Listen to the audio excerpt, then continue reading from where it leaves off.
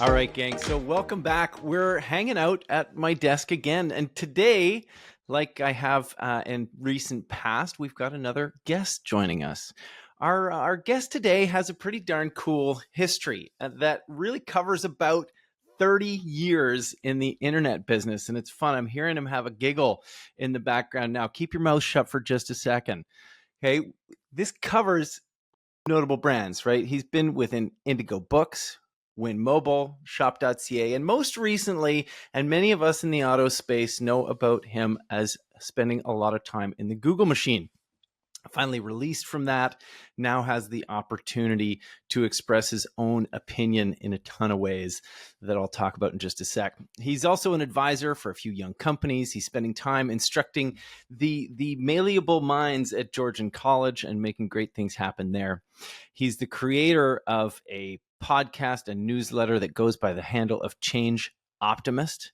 But the most important thing to note in introducing our next guest is that he's got one heck of a potty mouth. So if you got kids in the room, if you're a little concerned about that, it's time to just say earmuffs or maybe send them away. But without further ado, I'm looking forward to introducing our friend, Mat Growden. Hi. Fanfare and all. You know, I can control it. It's people don't seem, I can turn the swearing on and off. Of course you can. Mostly. We believe. Fortunately, there have been a few F-bombs on this podcast before. What the fuck? What? Exactly. So you're in safe space, right? Space. You can just let it loose and well, maybe not. Well, let's try volume 5. Yeah, exactly. Yeah. So we'll try volume 5 to start with. And then we'll see if we're going to take it up to 10 or if we're going to scale it back to a 2. All right. TBD. But Mat, we're super stoked to have you here. We've had a lot of time together. My time with Mat Growden, to give you a little bit more insight, started with him at the Google machine, and in role or in the group that was created that probably has one of the best names of any Google team, the Go-Kart team, the Canadian Google automotive retail team. And we had a ton of fun. Yes, rest in peace. It has now been disbanded as support for Google. So, you know, things are a little trickier these days, but we're super delighted to have you here chatting with us, Mat. And, you know, we'll get into a few things, but first, I'd love to have you share a little bit. I had the opportunity to see you speak at a conference recently, and you talked about life since Google. So just give me a bit of a 2-minute view of your world since leaving the Google machine. I mean, life goes on. There's the question a lot of Googlers ask, and I guess people on the outside, is there life after Google, or do they just pull the plug on you? Like you're like Jack, they take you out of the matrix. You can't search anything ever again. Well, I mean, I think I made, I don't know if you saw this slide. I did a presentation a little while ago, and I made a joke that I can now safely use Bing. I mean, I don't, but I could. Like I could, and that wouldn't be. And I can go back on Facebook. I can be on Meta again, and that's okay. I mean, the short answer, I like to do this 2 thing where I give you the quick answer and then I just talk ad infinitum. But so the short answer is life since Google is wonderful. It was great. And I met up with an old friend this morning and was going down the same rabbit hole. Like, what are you doing? Everyone's, what are you doing? What are you doing with your life? And I don't know. I still wonder that myself every day. But the things that have emerged are the things that I am doing, and you itemized some of them already. And number one, and it is the real job, I mean, there's a paycheck involved, is teaching at Georgian College. And I love it. And I hope my students do as well. And since I started, I was originally brought in just for 1 course back in last January, and this semester I'm teaching 3. And also working a little bit with a team that organizes the auto show at the college. So the college, every summer they put on their own auto show, and so I'm mentoring one of the student directors that's working on the auto show, which is cool. Newsletter podcast is a labor of love. I don't know if you know this yet, but it's we can talk about that later. That's a different podcast. That's a different recording. The podcast about podcasting. I love doing the podcast, but it's a lot of work. And the way I've chosen to go about it, the hardest part is like organizing and getting guests and then getting them to show up. It's like I need a PA just to do that. But the newsletter has been fantastic and I love it. And people seem to like it. I get a lot of positive feedback. And for the people who don't give me positive feedback, they can unsubscribe. I don't want them in the list anyway. So bye. And then consulting. And the consulting stuff takes a pretty wide array of shapes and sizes and forms. Some of that has been with some other companies that already do consulting. Some of that has been with some OEMs directly. Some of it has been with, some auto group folk. So a lot of it still centers around education. So it's a lot of the stuff I might otherwise have done, quote unquote, for free while I was at Google. People are still interested in those things. They can't quite get them from Google the way they used to, and so they come to me. So that's a bit of the space that I'm occupying and filling now. And then, as you mentioned, some other advisorships. So I have 3 startups and a fourth company that I'm an advisor for, doing some advisor work on. And just because I'm a glutton for punishment, I also decided to start a second newsletter a couple of weeks ago that's just about music. Because that was a thing that was kind of tangentially associated to my automotive newsletter. One of my Google colleagues was like, "Where's the music bit?" And then it got too big for the newsletter, and I'm like, it's probably its own thing. And I made it its own post for a while, and then I was like, fuck it, it should just be its own thing. It should stand alone on its own. And I'm running a bit of an experiment where I'm only, outside of one post I've done on LinkedIn, I'm only trying to build an audience for the newsletter on Blue Sky. So it's like a interesting experiment to see, how Blue Sky works. And and so I've had the newsletter up and running for a week. I've had my Blue Sky account for the newsletter for 7 days, 8 days, and I already have like 115 followers on Blue Sky, which is kind of cool. It's kind of cool. Right on, right on.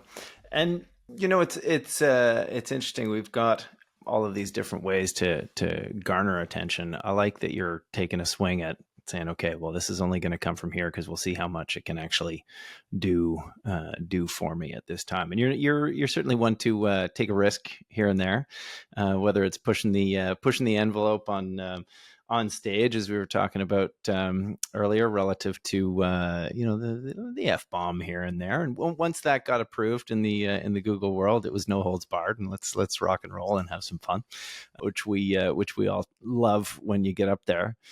And I'm going to take us down a couple different paths here as we chat today, because folks that are listening are no doubt keen to hear about a few of the opinions that you shared relative to your forecast for 2025, or your predictions for 2025. Yes, predictions. Your crystal ball, Mat Growden's crystal ball. Wait, I said I didn't have one of those. No, but you do. And if you rub hard enough, you can shine it up, and people will be able to look into your forehead and see exactly what's going on.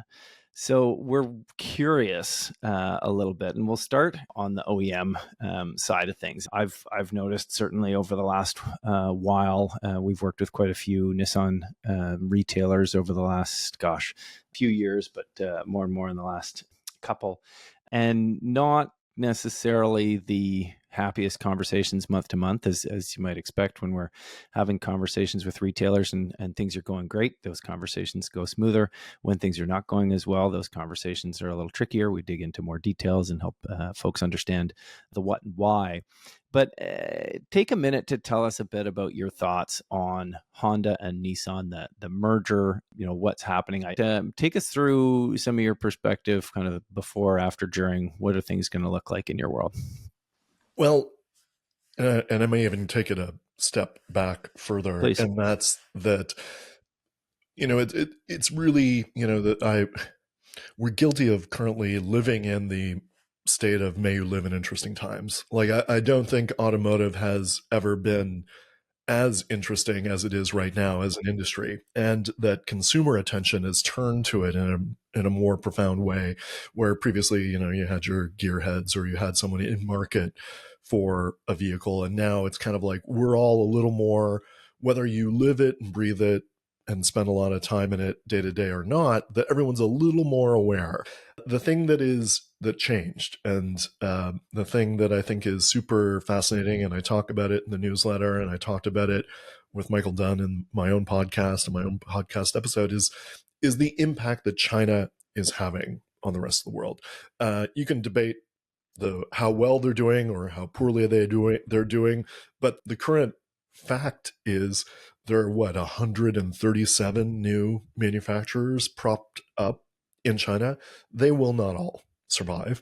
Some of them will. But right now they're having a pretty profound impact on the global automotive industry because they're succeeding in pushing out the incumbents in China, which is the world's largest market for vehicles, and they're reaching out around the world, where they all have slightly different ambitions in terms of their export business, but they went from not really exporting a lot of vehicles to being the number one exporter of vehicles in the world in a very short amount of time. And the Honda Nissan merger is really output of that phenomena, is Honda looking around and being like, paraphrasing here, oh shit, we've got to do something. We've got to do some more bold things. We need to stake a larger claim of global market share. We need possibly some other technologies and nameplates.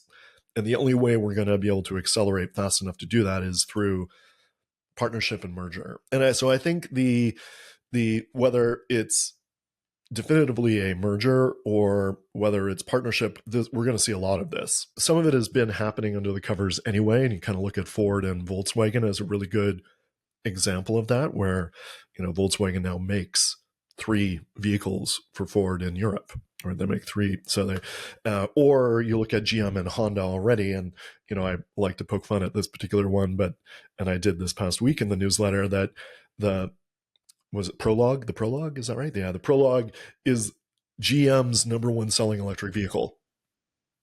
It happens to be badged Honda, but it's effectively their number one selling electric vehicle. And so that I think either through that exercise or through their learnings or through their own view of the world, they're like, we need to make some moves.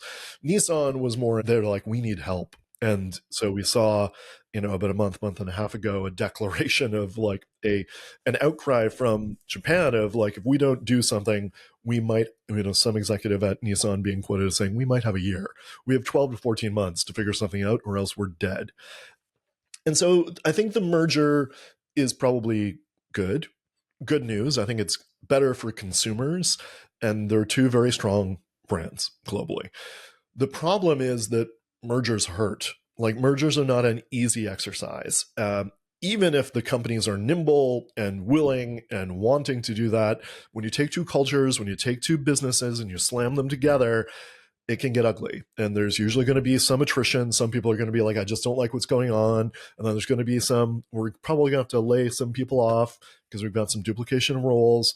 And then in the case, and what I posited in the newsletter was, when you've got a couple of overlapping brands like Acura and Infiniti, the center does not hold. They both can't coexist in the same ecosystem. It doesn't make a lot of sense for them to continue to produce both of those vehicle lines. There is probably a good argument for Nissan and Honda because they do address slightly different markets of consumers, both in North America and around the world. So there's probably good enough reason to keep those 2 brands as is, but it's really hard to justify maintaining Infiniti and Acura. And so my argument was that Acura will win in that argument, right? Like that Acura will remain and that Infiniti will likely, maybe this year, maybe it takes a little longer, not stand the test of time. But I don't think we're done seeing this kind of movement. And Honda is interesting, again, as a very specific example, because they also have a partnership with Sony, which is, delightful and weird. And that new vehicle, the Afeela, was showcased at CES and people seemed kind of into it. But it's like, how many partnerships can one brand have that make sense? And so at one point, is that just too confusing for the consumer to make sense of? But you can clearly see, based on the amount of movement and momentum that a brand like Honda is undertaking right now, that there's some concerns. Like leadership at Honda is like, we have to make some serious moves. We have to do some things if we're going to stave off, fend off, build a moat around our own business and hold off China and Chinese OEMs. Well, and, let's go down that path for a second. The Chinese market, and as much as it is or has been growing in the last while, and it was such a pleasure to hear from Michael Dunn at the CADA event last year, and to have him take the room through his experience over the last 20 plus years of being in the Chinese market, facilitating automotive business in that market. And now for him to watch, and he tells the story very well, and I'll save that for people to listen to it on your podcast or review some of the notes from CADA. But the change has been one where it was a significant welcoming of outside knowledge, information, but more so brands and sales of vehicles. GM selling a lot of vehicles in China, many manufacturers doing the same, and now being introduced to the door. Thank you. We've learned everything we need to learn from you. Now piss off. And we're going to take it from here. And they well and truly are in many respects. BYD, a great example, selling all over the globe. So a number of brands having significant success internationally, very little activity in the Canadian and the US market. And, be it talking about some of the things that Michael Dunn has shared, but from your perspective, looking at a few more facets of it, take us through a bit of a perspective of what the timing looks like, or what the pieces of the puzzle that are necessary. So what does that look like as we continue down this path? What does that look like in the Canadian market as well as beyond? Yeah, I mean it's complicated, right? And it's complicated because, and for people who follow the industry, a lot of folk know this already, but I mean, we say we're going to keep the Chinese out of North America, and yet Tesla, right? Like something in the vicinity of like 3/4 of the Teslas sold in Canada are made in China. Polestar, made in China. You have nameplates from Lincoln and General Motors that are made in China. So, and and other lots of other component vehicle parts all come from China. So it's wrong to assume they're not here already. It's just to what extent and at what price point. And they're very well entrenched in Mexico, which is, a lot of the Chinese brands are using Mexico as a bit of a beachhead for the Americas, right? To like put a stake in the ground of, we are here, we're going to manufacture here, we're at least going to sell here if we're not going to manufacture here. I think what will happen is that the answer is, and that's why this didn't factor much into my predictions, was nothing will happen in the next year with China in North America. That there's too much political movement. There's the lack of clarity around what will the new president actually do in the US. What will Trump actually do? No one really knows. And so a lot of his suggestions, a lot of his statements around tariffs are more about, that's his first volley in a negotiation, right? It's his first statement of like, this is what's going to happen. It's probably not what is actually going to happen. So a lot of that, I think, is really, he wants people to be afraid, and he wants people to have concern, and he wants to spin up the conversation around a lot of different topics, whether that's automotive, whether that's China, whether that's oil, whether that's, annexing Canada and Greenland and Panama. It's more about negotiation power, I think, with, as I like to call him, the Donald still. I like to still call him the Donald. But also what BYD has been clear about, as an example, and we don't have a lot of insight into a lot of the other Chinese brands, is that none of them want to touch Canada or the US until both elections are complete, right? They want at least a clearer line of sight to what they're dealing with politically before they put a stake in the ground around, okay, we need to begin the negotiation exercise again around how do we enter that market. Don't delude yourself into thinking they don't want in, right? They want in. It's just on what terms and how and when. And that's where, as a nuanced sort of sidebar in that same conversation, I think the entry point is less likely going to be BYD showing up in Canada, the US, or GAC or Geely's other brands outside of Polestar and MG showing up in the US. It's more likely we're going to see battery manufacturing come to Canada and US. There's a lot of draw for both BYD and CATL to invest in Canada and US. We have the minerals, we just haven't pulled them out of the ground yet. And Donald Trump has been clear that he would remove regulatory issues for organizations willing to invest $1 billion. So, I think you put all those together, and and specifically on the CATL side, both GM and Ford have talked about partnering with them to bring them here to have them manufacture batteries, in the US, and both have been kind of held up with politics and policy and bullshit, frankly, to doing that. But if CATL figures it out, which number one battery manufacturer in the world, if you didn't know, and produces batteries for pretty much every OEM, BYD will follow on the battery side, right? They will follow and they will do battery production here. The other thing that I think people don't realize is that BYD is already here in the States manufacturing buses.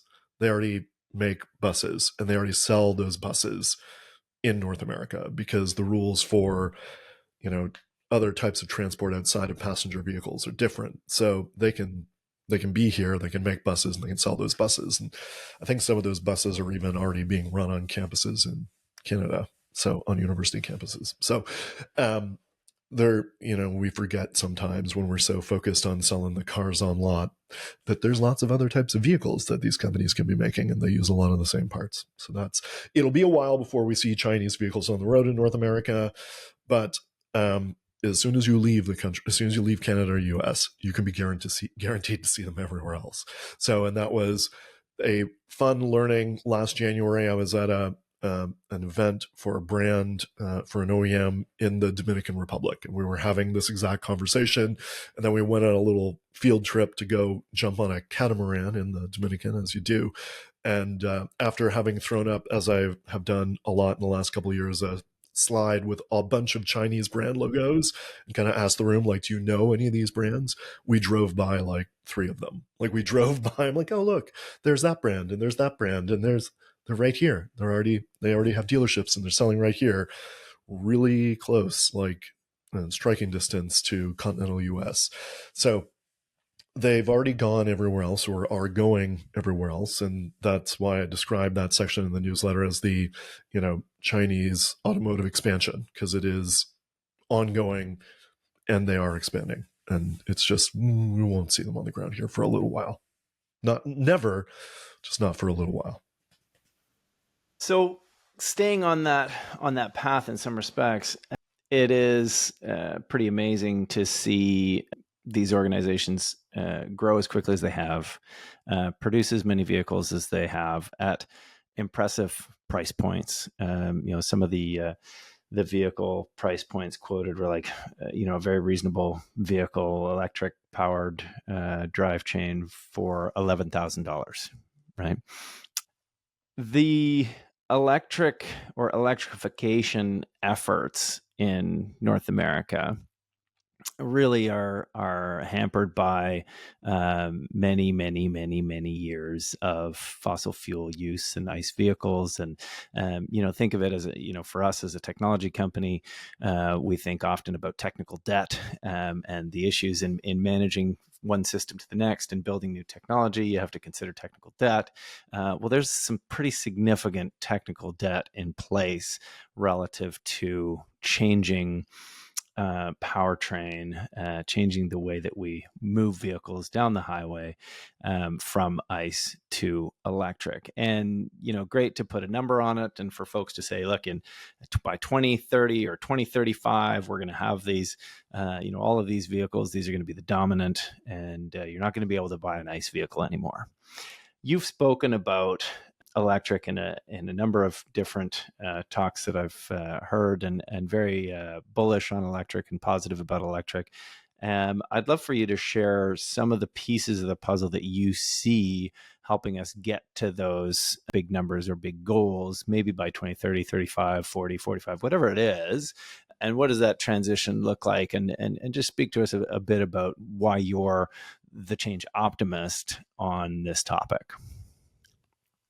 Good question. And again, so my buddy who subscribes to the newsletter but is not, day to day in automotive, had almost nearly the exact same question this morning. I think so if we were just kind of to read between the lines on things that our North American CEOs are saying, right? And we'll leave Elon out of that group for the time being, but if we want to listen to like the Mary Barras and the Jim Farleys of the world, and Mary Barra, very bullish on electrification. And I think you have to understand, or a lot of her thinking as CEO of that organization is entrenched around exactly what you just described, that there's kind of this diminishing returns on the lack of efficiency of maintaining both production streams, right? Like they can't forever be heavily invested in both ICE and electric vehicles. We're going to live in a world for probably a couple of decades where there's going to be lots of combinations of vehicles on the road. Like we're going to have, full battery electric, we're going to have full ICE and diesel, we're going to have hybrids of different shapes and sizes with different sizes of engine and different sizes of battery. But you can kind of, knowing that just, I like to use the phrase sheer press of numbers, that there are fewer moving parts in an electric vehicle. Not, there's still a lot, but like fewer moving parts, and that the assembly is ultimately easier, right? That they can produce different types of vehicles. So if you were CEO of a major auto manufacturer and somebody came to you just in concept with an idea and said, do you want to make more different types of vehicles faster? You would probably say yes, because you know that market conditions change and that you want to be able to build the vehicle that's going to sell. And so if there's a path to accelerating that, regardless of what the drivetrain is, then you probably want that so that you can be a more nimble business and you can address consumer needs more directly in a more timely manner. The thing is, this is like the world's largest change management exercise. Any movement away from one source of energy to a different, and it won't be, we're still going to need oil because we still need everything else that oil does. And at least for many decades, we're definitively going to need things like natural gas for all of the things that natural gas can power. So oil isn't going away. It's just more a question of how much of each, right? How much of both do we need? What is the right amount of oil production? What is the right amount of electric energy production? And because I spent a lot of time thinking about this, and I look at I've gotten very deep into oil production and oil issues, and I've gotten very deep into electricity and different types of way that electricity, the thing that I think we don't fully realize, although the numbers are enormous, the numbers are big, they are finite. Like there's a finite amount of oil that is produced every year and a finite amount that is sold and consumed and used for different purposes. Similarly, there's a finite amount of electricity. So we can produce as much of both to power the world as we need through the various means that produce those things. The difference is at some point we're going to run out of oil. Like there is, and again, through that lens of things that are finite, there's only so much of it in the ground, and it's not in any way recyclable. Once it's used, it's gone. And for the things that are, and I think this is where people get caught up. Like they get caught up in this notion of like, what do you mean it's green? You're still mining for lithium. You're still mining for these other things. Where I am different than, say, a lot of people I think in the space is that it's the notion that assuming you believe, because not everyone does, that climate change is real. And assuming that you believe that we're doing these things in some way to stave off the effects of climate change, then we probably want things we can use a few times. Like we probably want things that are going to be reusable. And in both cases, it's a situation where technology got us into this problem, and now technology has to get us out of this problem. I've learned a lot of things in the last year doing the newsletter, and things I think because of the amount I talk about EVs, people may not know about me or may be surprised to hear me say. But one of the things that as I got deep into the analysis of the Trans Mountain Pipeline, like one of the ahas for me, not having spent a lot of time previously digging into the oil industry, was like, fuck, we could have really used Keystone XL. Like I was like, Keystone XL was and so it may come back. Like it got killed by Biden. We have a new administration. Things are different. We actually probably need more pipelines while we still have oil reserves. Like while there's still oil in the ground, Canada would benefit greatly from more pipelines. It sounds probably surprising to people to hear that from me, but I think that's actually true, and it's actually very good for the Canadian economy. But the other thing that I believe is true is that eventually all vehicles will be electric, and that some number of them will be, we could describe them as hybrid. But the piece I wrote a few weeks ago is like, I'm very bullish now on what is called an EREV, or the extended range electric vehicle. And that's really, where you think about a hybrid today, it's like a regular gas engine with a small battery. It's like flipping the equation. It's a big battery and a small engine. And that small engine is just used as a generator. And then that generator can take a bunch of different forms. It could be gas powered, it could be hydrogen powered, maybe, not likely, but maybe. Could be diesel, it could be another battery. Like it could just be, you build in the notion of EREV, you've got a core battery and then you've got some other energy source that powers that battery. And I think we're going to see a lot more EREVs. And even, there were a lot of articles that covered how Jim Farley went to China and came back scared. He was scared, and he came back and he changed direction for the company. And that change of direction was, I'm more committed to hybrids. And I think in North America, we didn't have the vernacular. We didn't have the language for what a EREV was. And so this was what he was really impressed with was the EREVs that were made by Li Auto, LI, and because they're kind of the masters of this particular domain right now. And he was like, this is perfect for my trucks and my big SUVs. Like, why aren't we doing this? This is what we need to be doing. So they are a type of hybrid, but the ratio has changed. Like the script is flipped a bit. The BYD Shark, which is already available for sale in Mexico, is an EREV. And just this past week, Leap Motor, which is 51% owned by Stellantis, is launching their first EREV in Europe.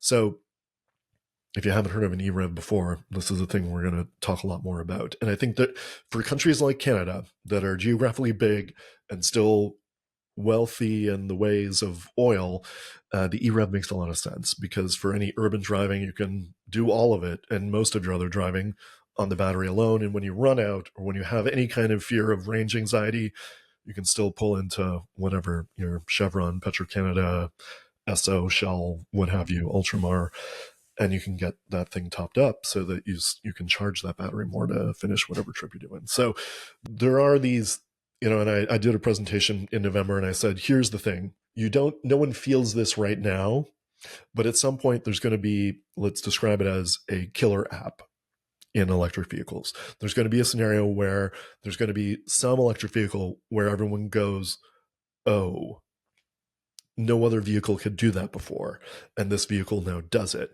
And then that vehicle will probably start out as a luxury vehicle that's expensive, think, crab mode in the Hummer EV.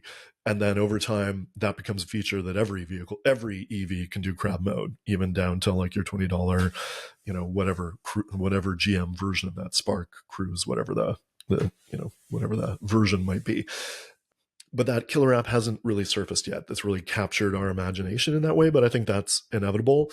And the other is that the price of gas has never gone down. Like, it has never gone down. It isn't going down. And this year, the price of crude is likely to go down. And also in my predictions was like, but the price of gas at the pump is not likely to go down because the oil companies don't have a long history of giving their money away. Like if we've set a expectation that a liter of gas or a gallon of gas costs a certain amount, they're not likely to just pull that down dramatically. It might get a little cheaper a couple of times throughout the year, but it's not, they're not going to dramatically drop that. And so they like to hang on to their money, and I don't blame them. Everyone likes making money. So but there will be a break point where the math on owning an electric vehicle will be more obvious to people, and the amount they could save, especially people who commute short distances. And by short distances, I mean like within 100 kilometers. If you only drive 100 kilometers a day, 50, 75 miles a day, you'd save a lot of money if you were doing that in an electric vehicle, even today. And that was not true even a few years ago because the vehicles were too expensive. But now the vehicles are starting to approach parity, and the prices of batteries are coming down, and the production's getting leveled out a bit. And so we're starting to see these slightly more affordable electric vehicles emerge, even in North America, even without the Chinese. And really, what these tariffs have done or are intended to do is just buy, our North American OEM friends a bit of time to get there, to get to a point where, okay, now Ford, GM, they can build a vehicle, an electric vehicle, they can sell it for 35, 38, $40,000, and that isn't going to scare away the average consumer. It's interesting relative to the notion of the killer app aspect in particular, and that reality that we continue to see varying prices, and whether it's Elon varying the prices or just the reality of uncertainty. Sounds like an oxymoron, really. The But persistence the of uncertainty, yeah, exactly, the uncertainty of resale value, the uncertainty of lasting value in that electric vehicle that you purchase. And actually, fascinating little um, tiny tidbit of a story. I had the pleasure of driving the Polestar 1. I've wanted to drive this vehicle for ever since it came out, when it was first a Volvo concept car. I'm a Volvo nerd. Polestar 1 comes out, beautiful, beautiful two-door hybrid vehicle. And I was actually able to rent it at like $50 more than the regular sedan when I got to the airport in Toronto. And they had filled up the car, as they often do, but the battery was dead. And I was irritated by that. So no sooner I went, met some friends for dinner, and charged my battery while I was at dinner. The question remains for that driver and for vehicles, and it's interesting seeing, like Recurrent in the US talking about the value of batteries, and now Cord talking about that in the Canadian market, and bringing data to consumers to help them understand what their battery is worth, or what potentially that battery is worth that's sitting in that vehicle on the lot. So what I really want to hear about is fluctuating prices. What is likely to happen over the next while relative to this massive depreciation in electric? So as electric vehicles are more common, this will stabilize. Right? It's just kind of a set of math. And while it is still in flux, and while the depreciation is very high on a used electric vehicle, it creates a really interesting secondary problem and opportunity, in that if you want an electric vehicle, you can get one used pretty inexpensively, right? So there's like a weird, there like the I know it gets talked about a lot in the automotive news as if this is like, oh, this is, see how wrong electric vehicles are, like see how horrible they are. And yet the flip side of that is there are, used businesses and dealerships who have realized, like, well, this is a huge opportunity in a world where the average cost of a new vehicle has skyrocketed since COVID. This gives somebody a relatively new vehicle, a vehicle that might have only been made 2, 3, 4, or 5 years ago, that is still new, that is ripe with technology, that has a perfectly good working battery that they can buy for a fraction of the cost of the same one that's brand new.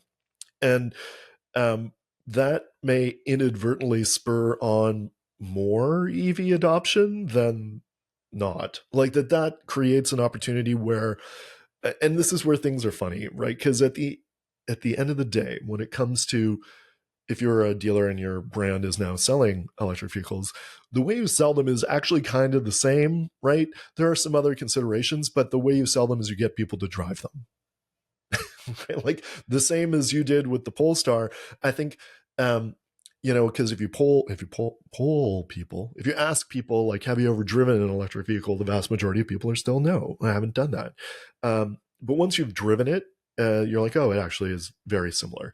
And then the real question is, the problem, and it is a problem around range anxiety, right? And that's where your plug-in hybrids and your e-revs fill a bit of a gap. But on the other side, there's infrastructure to be built. Now, I, being a cheeky bastard, as you know, like I made the joke when I was out in Alberta this past spring that they're more ready for EVs than not, because they have all those plugs for the block heaters. Like that, there's infrastructure. Yeah, I was like, look, I can plug in my electric vehicle right here beside this F-250 that's just plugged in to keep its engine warm. So yeah, there is certainly work to do, and again, like any vehicle, it's not the right vehicle for everyone right now. Like it's the same conversation when you're the salesperson walking the consumer through, like, does this vehicle make sense? Whether or not the EV or the plug-in hybrid or the gas makes sense is really a function of driving pattern and not much else. Like the a lot of early adopters have chosen electric vehicles because they wanted to be first, or they wanted the gadget, or they wanted to have, some sort of sense of, I'm doing something good for the environment, whether they were or not. But I think it's really just, once these vehicles are in market, that price will stabilize. Like the residual exercise will flatten out, and then this won't be so much of a big deal. The thing that will happen in tandem, which is complicated as well, is that the batteries are going to get cheaper. And a lot of this whole conversation around why the residuals are dropping is around fear that that battery isn't as useful anymore somehow, because it's the most expensive, biggest chunk of what the vehicle is. And all of the more recent research is suggesting those batteries last a whole lot longer than people have assumed. That either as a secondary market battery energy source, in a BESS, a battery energy storage solution for like either commercial or municipal energy storage, or as just a refurbed, reused vehicle. The current batteries that are being built and put in electric vehicles long outlive the vehicles they're being put in. So it's more the math and the consumer and the industry haven't caught up to that yet. And batteries just keep getting better. They keep getting cheaper. The density improves. The charge time improves. The charge duration improves, and then the reusability improves. So Beauty. It all continues to improve improve. is the And this might be reality of why it. I'm called the change optimist. Yeah, This is well, maybe and where that's, I, yeah. hey, there's nothing wrong with that, and frankly, there needs to be more optimism around it. What had me kind of reflecting a little bit as you were going down that path is the amount of echo chamber potential that exists within the environments where people get their news today, and without going outside of what they believe to be true intentionally, it's very difficult to get anything confirmed. So the confirmation bias of your negative opinion of X can simply be confirmed by flipping into your news feed and getting exactly what you want to see because it's what you believe. And that's a whole other conversation, and we won't go too far down that path because it is less than optimistic relative to what it's doing societally. But let's talk a little bit about this increase in price, and it's something that's been fascinating. You're quite right. Having a few vehicles on the lot at a retail location that are pre-owned electric, and even just a great store down the road from me here, a Honda store, they always have a high number of great electric units that are, let's call it 1 to 4 years old and well priced. They get them out the door on the regular. It's a mainstay of their business.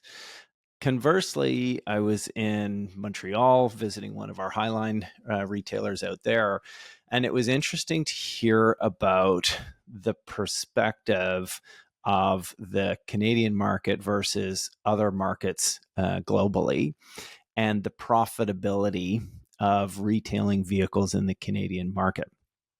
And so I'm curious, when we think of, wow, prices are going up, and the vehicle cost is 25% more than it was X number of years ago, and it continues to happen. Some of this discussion really circled around the fact that we're still not seeing prices at the level that they need to be for some of these manufacturers to actually consider Canada as a profitable market to sell their vehicles.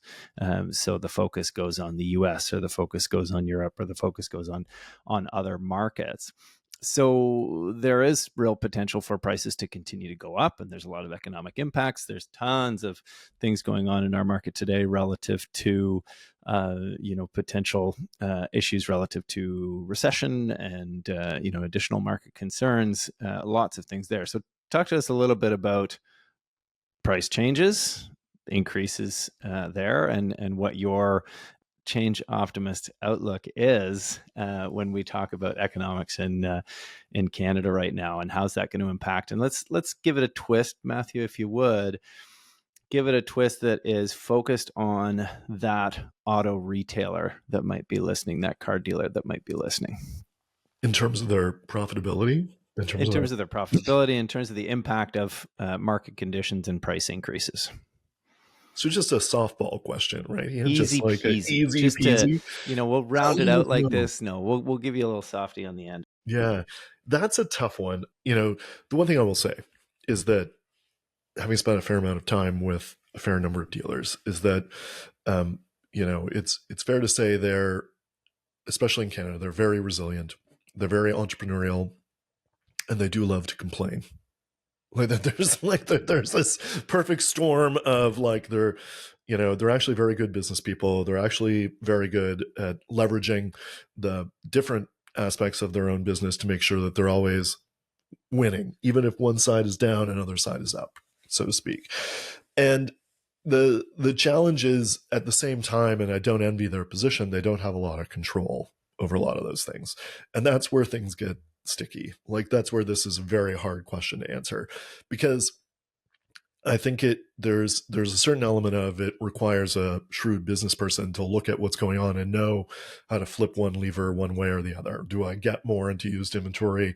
Do I stock some used EVs or not, based on current market conditions, costs of vehicle in my marketing area, which might work great if I'm in lower mainland, Vancouver, and might be a really shitty strategy if I'm in Battlefield, Saskatchewan. If I'm there's a real sense of you got to know your audience, you got to know your customer to be able to make that make sense.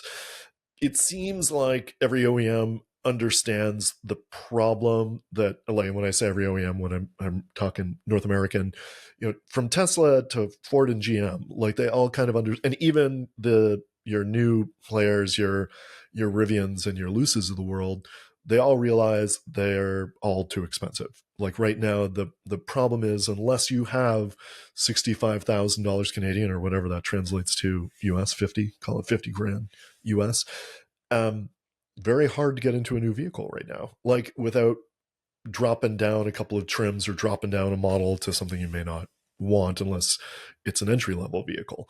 But I think that they all know they need to address this affordability issue, and they all have plans to produce. We just haven't seen them yet. I mean, we've seen a little bit on the GM side with the Equinox, and they brought a bunch of variations of that, and we've seen a little bit of that on the Stellantis Dodge side with the Hornet. It's just maybe the adoption or the interest in that vehicle isn't quite there. So, and Ford we haven't seen. We don't know what they have always been a bit of the holdout on the affordability side. I think they've always priced themselves a smidge higher than the other two assumed North American brands. I always like to point out Stellantis, not a North American brand anymore. But based in the Netherlands and headquartered in Paris, right? Like they're in Italy. Like they're no longer a North American brand. So there's a real problem there. The OEMs know it's a problem. They're trying to address it. They just don't move quickly, right? So what will it mean for the next year in terms of the profitability of dealerships in Canada? I don't know that I know. Like, I don't know that I have a good answer for that. And there are just too many variables relative to what is happening in China, what might be happening in the US with tariffs, what might be happening in Canada with a government change. Like there are a lot of unknowns. One of the things we used to say at Google is if somebody did something and it offends you, or somebody did something and you don't like it, assume best intentions.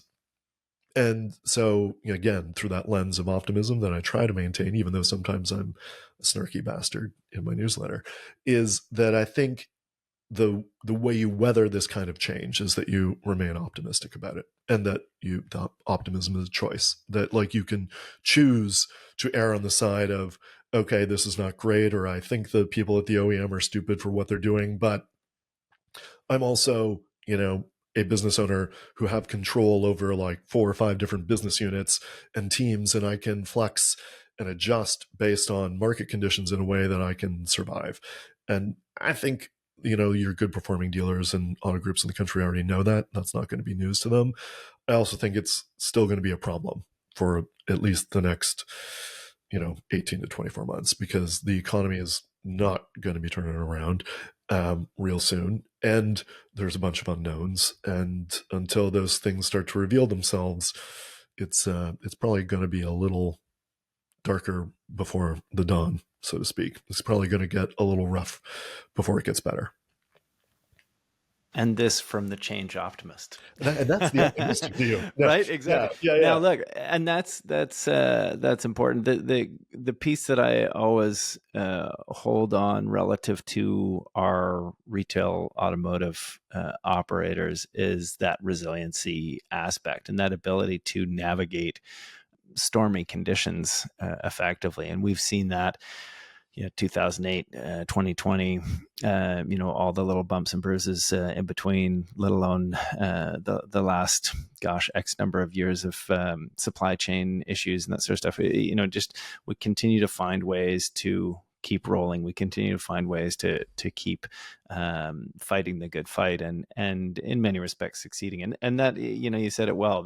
The operators, the more talented, potentially more disciplined operators tend to be very effective through these times. I will add one thing to that, and that is based on an event I was at in the middle of last year where, because I do have this tendency to be pretty, what's a good word? Forthright, candid in a lot of my presentations. And so I got to the end of a more forthright, candid presentation than I've probably ever given before.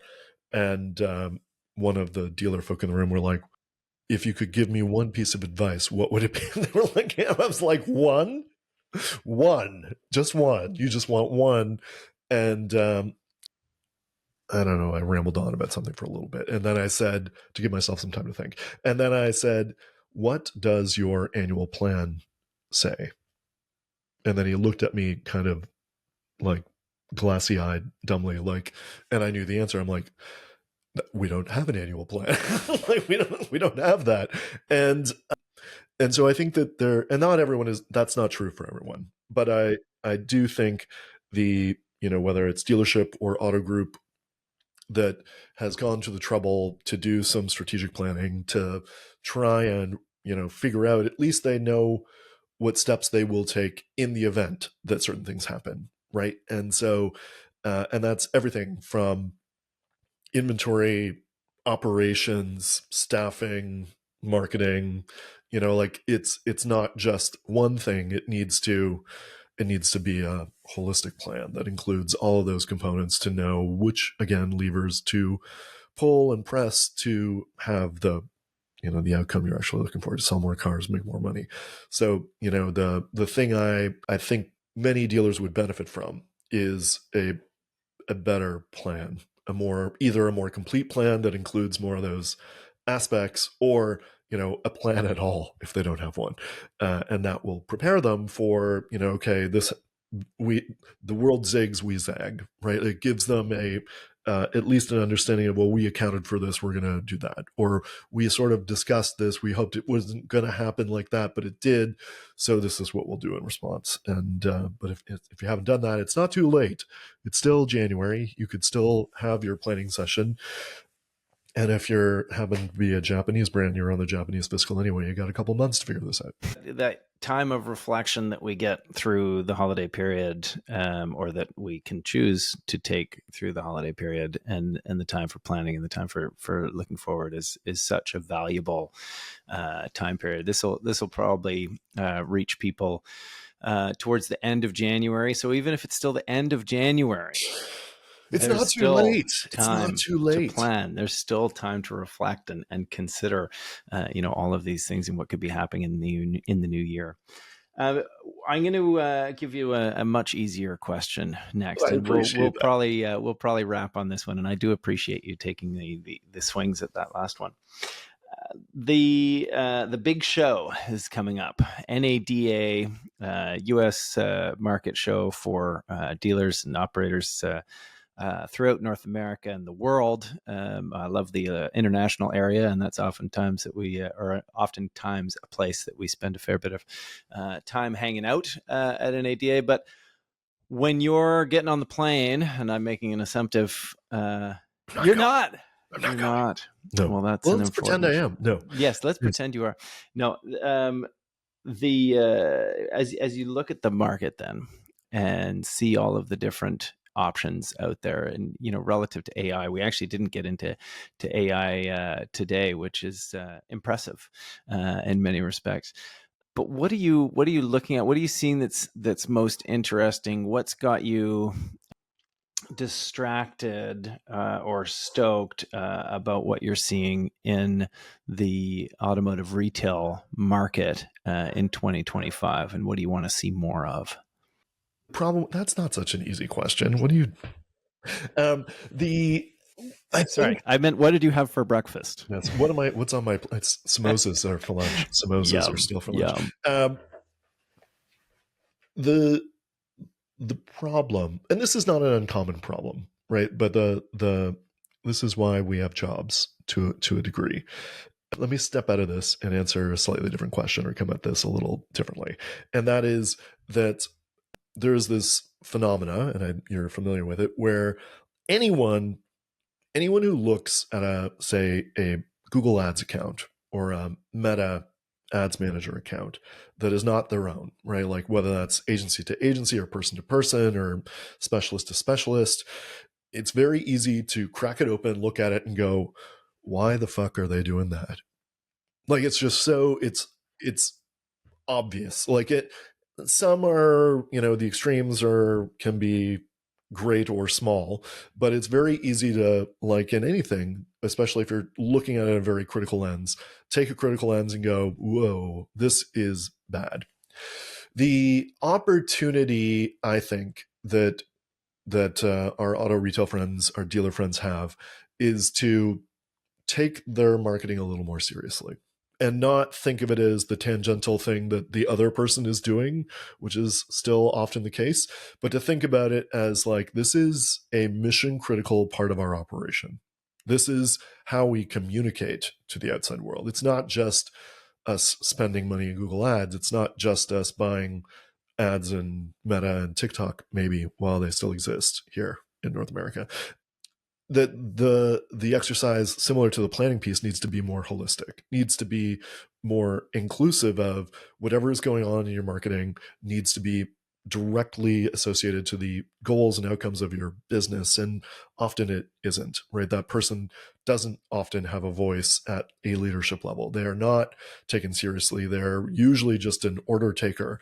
So whether that's the marketing director or VP, or then the person who's, like yourself, your agency downstream, you're just like, sales are down, we need more leads, right? And in most other businesses, that is not the relationship between the business unit and the marketing team. That is not how it works. It's a little more that has been an issue in decades past, but most businesses have more of a dialogue between their operations and their sales and their marketing and advertising teams.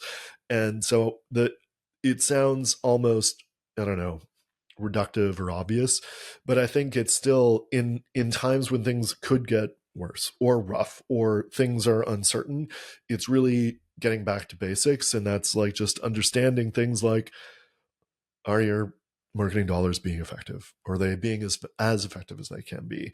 Or are we measuring this properly? And do we need a second set of eyes? Like, do we need some other help there? And then it comes down to like all of the foundational things that I talked about for nearly a decade while at Google around like, does anyone answer the goddamn phone? Like, does anyone answer the goddamn phone? And so I think the thing that excites me still about the industry is that there's lots of opportunity to tighten the screws around all of these things. Like there's lots of opportunity to tighten the screws around how we communicate to our consumer, how we identify the consumer we want to talk to, how we manage our in-store experience from their first contact all the way through to sale, to transaction and post-purchase. And how do we make that like part of an ecosystem in the dealership where it isn't just the last thought like, oh shit, we need more leads, sales are down. And I think that evolution, which is happening slowly, it's very slowly, but which many business owners, many dealer principals, many marketing directors have either begun that or done that. It just seems like it's so easily undone somewhere. Somebody leaves, so agency transition, this companies merge, and now I have to go to a different website provider. Like so many things interrupt that cycle, or it gets too easy to take your eye off the ball of that cycle. That in many cases, the thing that would benefit most of the businesses that you work for, that I work for, the people I talk to, is just like getting back to basics and making sure those things are being taken care of. Because in many cases, they're not. And that's including just really simple, obvious things. Like I was having a conversation with someone, they're like, oh yeah, we realized we haven't put a new image, any new image on our business profile, our Google business profile in 2 years. It seems like, well, that should probably be on a checklist for someone. Like, probably someone should do that, right? And so most of these things are not rocket science. It's not AI that's going to save us. It's just getting the basics right. The advantage we have is now AI can solve some of these problems or make it a little easier or help manage a couple of the screws, but it's not going to solve the whole problem. And that's why we still have jobs. AI can help us with the list. It can build the list. We just got to follow the list and get her Just done. gotta follow the list. Yeah. Yeah. So one of the assignments I like to give my students at Georgian, because I think it's both and it makes them uncomfortable because this is not the tone at the colleges and universities, right? The tone at the colleges and universities is don't use AI, that's cheating. And so I like to create an assignment where I provide the instruction, cheat. My instruction to you is cheat. Use AI, have it build a media plan, and now tell me if the plan is any good or not. Because if you were working at an agency or a dealership, that's probably what you would do in a pinch if you didn't already have one. Or at least you would use it as a starting point and then a building block to build something else out of that, right? So now look at that. We wove AI into the conversation anyway. Just like that. Just like prompt, just like out of a prompt, it became real. I think many businesses, this is not an exclusively automotive problem, right? A lot of small business owners have exactly the same challenges because when you're trying to do all things, like when you're trying to, if you are a dealer principal and you're basically, HR and staffing and biz dev and OEM relations, and depending on your size and scale, also then, the therapist for your sales team and and then still overseeing marketing. You've probably got too much to do, and you probably need to change your organization structure from an HR perspective. We might know some people who can help with that too, but it does mean that AI and some other tools can improve that, can simplify that. A great way, and this is my Jerry Springer final thought, maybe, was that I saw this YouTube video many months ago, and it talked about like how do you build $1 billion business, or how are $1 billion businesses built, and it commented on the fact these three gentlemen were talking about how 30 years ago, if you were going to build $1 billion business, you needed tens of millions to hundreds of millions of dollars in infrastructure and 10,000 people, right? And then you fast forward like 20 years, you could build $1 billion business with maybe 1,000 people and tens of millions of dollars worth of infrastructure. And then you kind of move to a decade ago, and you have businesses like Instagram that were kind of like five guys in a room and a bunch of cloud storage, right? It was like five guys and some tools. And now theoretically you could build $1 billion, and that business sold for like $4 billion when Meta bought it. And now theoretically you could build $1 billion business with maybe one or two people and some AI agents, right? Using AI agents to fill certain staffing roles, certain staffing needs, consulting needs, advisor needs, marketing needs. And that is a real clear illustration of how this changes the way businesses can be started and managed. Very different and harder in an operational business that sells physical things, right? So if you're in the business of selling physical things that need physical space, that require people, maybe robots in the future, but people to fix them, it's a very different set of operations and mechanics. But it does, just to, have, for argument's sake, something else to add to the conversation, is like it's now possible that two or three people leveraging AI can build $1 billion business. Which is exactly what Mat Growden's going to be doing in his house just a little bit after this call. Yeah, sorry guys, I got to go talk to my agentic tools and see where we're at with that. Exactly. Mr. Matthew Growden, thank you so much for spending some time with us today, for sharing some insights, for going down the path that you've trodden before this call to amass all this information and to share it with us today. We appreciate it deeply. We appreciate you deeply, and I personally look forward to the next time we chat without microphones, necessarily between us, and we can go off down all sorts of other garden paths that we enjoy. I want to see this desk in real life. I've only ever seen it virtually. I'm going to crash your house, and we're going to do this. I look forward to it. Yeah. Next time you're in Van, we'll make it happen. I want to know what's on this side of the desk. I only see what's on that side. That's the. Yep. Here. No, thank you so much, Matthew. We'll see you again soon. Thanks, Ian.